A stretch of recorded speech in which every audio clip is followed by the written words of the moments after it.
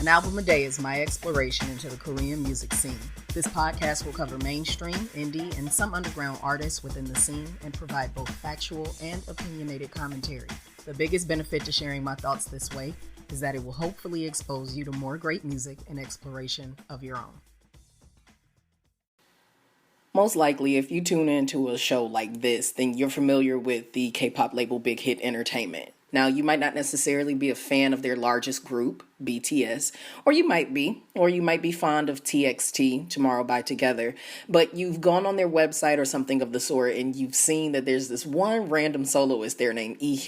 Well, he's not as random as you might assume. In fact, he was a part of a co-ed trio that had a pretty good heyday during the late 2000s to the mid-2010s.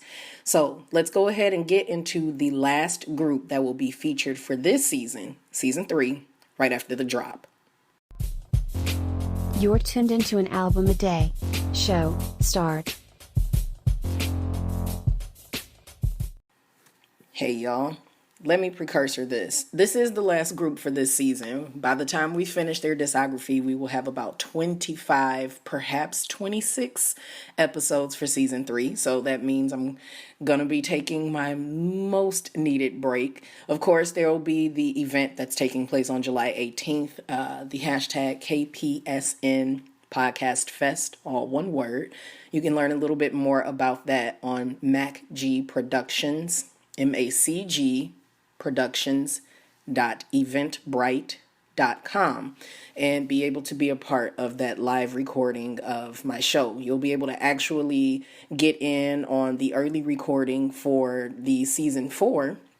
I'm going to try to knock out a couple of the episodes for the artists who are there. And I can tell you right now, season 4 is heavily focused on A-letter groups. So we're talking about AA, After School, Asian, AOA, A-Pink, As One. It's quite a few others. So it'll be interesting. I hope to see you there for that. Okay. This doggone group. I had a hard time finding their older music. An extremely difficult time, unexpectedly. So the name of this group is 8Eight. Now, I thought it was 88 because you have the actual numeral in front of the spelled out word 8, and I was wrong. I looked for them on Spotify to see if I could put some of the older music. It's not available, so it will be a moment before you hear them on the hashtag A3Day Spotify playlist. And that blows bubbles because today's album I really enjoyed after I had to claw the internet and use a different VPN to find what I was looking for. I really did enjoy it. I won't say really and do. That's not correct. So let's give you a little bit of the English Wikipedia's version of their history. And I do stress the word a little bit. It's not as detailed as what you're able to find when you go to the actual Big Hit page for Lee. And page is disrespectful. He has his own section of the website, just like BTS does, just like Tomorrow by Together. So if ever there was a time where you were under the impression that Big Hit never had the energy of a female artist, they most certainly did for a moment in time. But currently it's very heavily male based. It's the best way to really surmise that. So let me go over to this page here, and then I'm going to give you the information that's available first on Wikipedia, and then I'm going to give you what's available right off of Ehyun's iBigHit.com page. So, Big Hit, first off, was founded February 2005, and we've kind of spoken about them in the past. I can't get out the top of my head where we ended up speaking about them. When we were talking about 2 a.m. So way back in season 1, when we were referring to 2 a.m., who are or were more predominantly associated with JYP Entertainment, but they definitely were a Big Hit artist because Big Hit kind of stemmed from JYP Entertainment. So just giving you a little bit of that to go back. And they did have a girl group at one point in time called Glam. But again, season 4 is just getting to the A. So God only knows how long it's going to take before we get to Glam. All right. Quote, 8 is a South Korean co-ed singing trio consisting of Baek-chan, Lee-hyun, and Ju-hee. Well, Ju-hee for the English readers. On December 21st, 2014, Baek-chan and Ju-hee's contracts with Big Hit Entertainment have ended.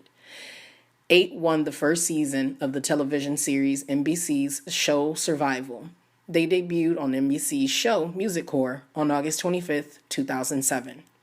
On October 8th, 2012, member Lee-hyun enlisted for mandatory military service of 5 weeks of basic training, followed by duty as an active soldier for 21 months. On September 19th, 2014, the group released their comeback single, Don't Go Crazy. On January 31st, 2020, Big Hit Entertainment revealed that the group will release a new single on February 7th with Bang Si-hyuk and Wonder Kid as producers. End quote. That's all that they give you on their page. It is iconic, though, that they were the very first winners of the first season of a show that was on for a long time. So let's go back a little bit, all the way back to good old 2007. And I am most certainly meaning it when I say good old 2007, because in 2008 there was a historic recession that kicked off, and at this point in time I would have been 21, 22 years old, something of the sort. Yeah, it was all bad thereafter. 2007 was hard enough for me. I had to make it about myself. It wasn't even about myself. You see how that happened? Okay, let's tell you what it says over at ibighit.com/ehyun, LEEHYUN. I'm in the discography section. And I'm looking at the first full-length album from them, which was called The First. And that's the one that we are assessing today, which took me forever to find, as I've said before. The album ended up having 10 tracks on it, and the history around that time is as such. Quote, the first album of the heavenly vocalist group, 8, the winner of Survival. 8 wins the Survival against VOS, Super Kid, and Sweet Sorrow. 8, the Grand Prix winner of Survival and talented rookie band, officially debuts on August 27th, releasing their first song. Survival, a popular TV show where talented newbies undergo never-ending competitions, drama-like challenges, and impressive performances. Numerous groups, such as VOS, Super Kid, and Sweet Sorrow, rose to fame through this show. However, the most notable among all these bands was 8, who had not made an official debut yet. All 3 members of 8 are capable of writing songs and perform as main vocalists, something that is unprecedented in the Korean music pop scene. 8 consists of leader Lee-hyun, who has a deep, forceful voice, multiplayer Baek-chan, who is capable of both singing and rapping, and Ju-hee, the female vocalist who used to be a dancer. Their debut album, led by the title track Forget Love and Sing, showcases each member's unique, multi-talented personality. It also reflects the group's passion and love for music in a variety of songs. While all 3 members are excellent singers, they can also transform into rappers. The trio, boasting perfect harmony, can at times transform into a duet or a solo performance. As the group title suggests, the album has infinite possibilities for enjoying the members' talent and music. Can I Love Again, which was performed on Survival before the release of the first album, topped a number of music charts as soon as it was revealed and even garnered more interest than the group. The album features 2 songs, Between and Love All Over the World, that the members wrote, demonstrating their excellent musical skills. In Listen, we were on a roll, hold on. In Listen, Im Jong-hee, or to English readers, it looks like Lim Jong-hee, the representative Korean diva, and K-Will, the best rookie of 2007, joined forces to create a perfect harmony among 5 singers. Rarely seen in the recent music scene, the atmosphere created by these 5 singers will make the listeners hold their breaths. Also, the best new group of 2007, Wonder Girls members Sunye and Yeon participated in Between, written by 8 to add more fun to the song. VOS, whose talent was acknowledged as the runner-up on Survival, also featured in If Only One Day Is Left, demonstrating the friendship between the 2 groups. End quote. I know I said the names a little wrong. That was jacked up. I'm excited to see some of these other names that I'm familiar with, like seeing some of the Wonder Girls, especially Yeon, who we know now as Hotfelt. This is just, it's really cool to see the intermingling of JYP and Big Hit still at this time, and just the way that what 8 was doing was definitely different. And it's consistent with the fact that Big Hit wanted to have some very interesting performance qualities. You got these vocalists, you got these rappers who were involved from the get-go of writing their music and being a part of that that composition experience, which is something that us newer fans, and I'm not even new no more, but us newer fans love to talk about. Oh, it's so unique to have an artist be able to write their own stuff. Like, when will your faves ever, and all of that? Well, clearly we all wrong, because it's been going on for a long time, and the limitations of our knowledge and the exposure of these older groups, these first generation groups and second generation, that's our ignorance showing. So the album, which is called, again, The First, you had Forget Love and Sing, Can I Love Again, Going Insane, We Cannot Love, If Only One Day Is Left, featuring VOS, Come Back, Hearing My Memory, Listen, and Between, Between, all on its own, featuring Sun Ye and Yeon of Wonder Girls and P-Dog, and then Love All Over the World. I really, really like this album. Took me a while to find it, and I had an expectation because of the time that it was created where I'm like, oh, it's going to sound garbage. It sounds like the time that it was created, but it's also really, really, really consistent with the vibes that we know Big Hit to have. They're going to challenge a few different sounds and things of that sort. And Forget Love and Sing, the title track, really, really impressed me.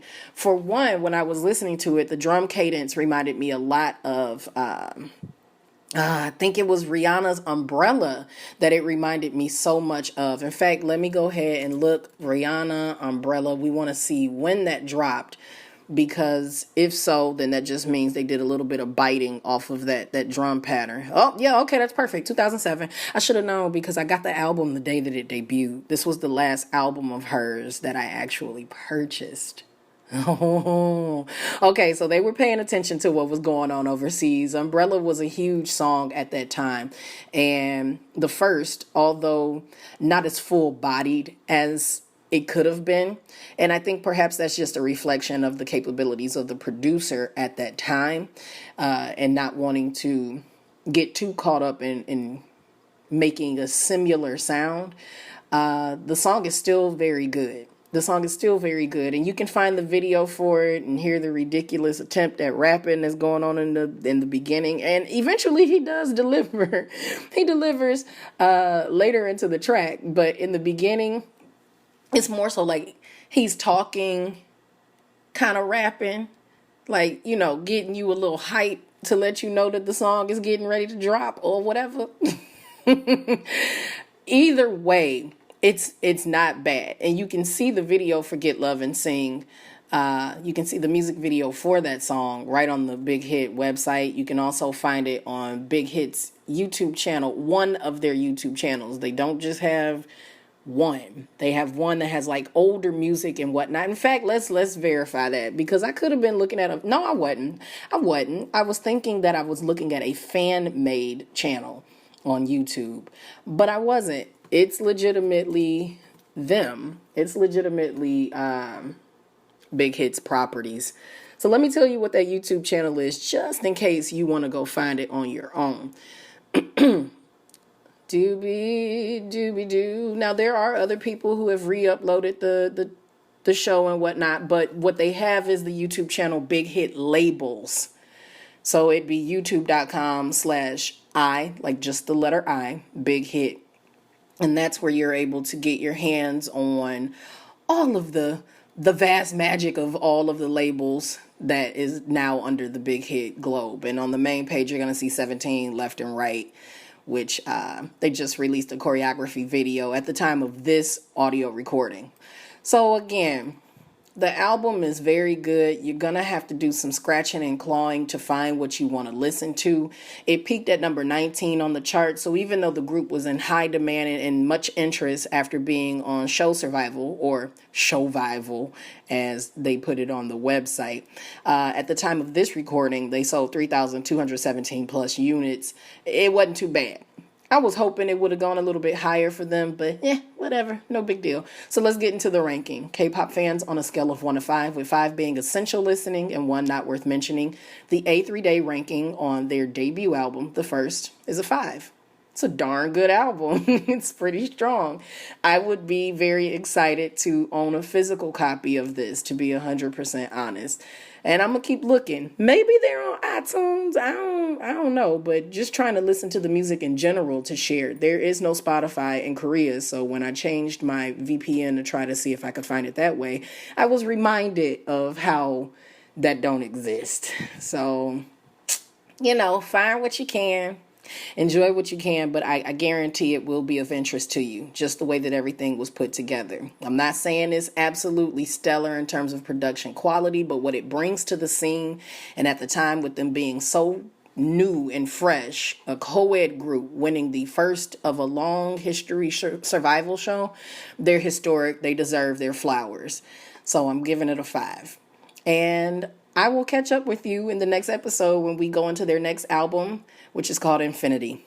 Bye, y'all. Your favorite foreign Korean music historian exploring all the industry from A to Z.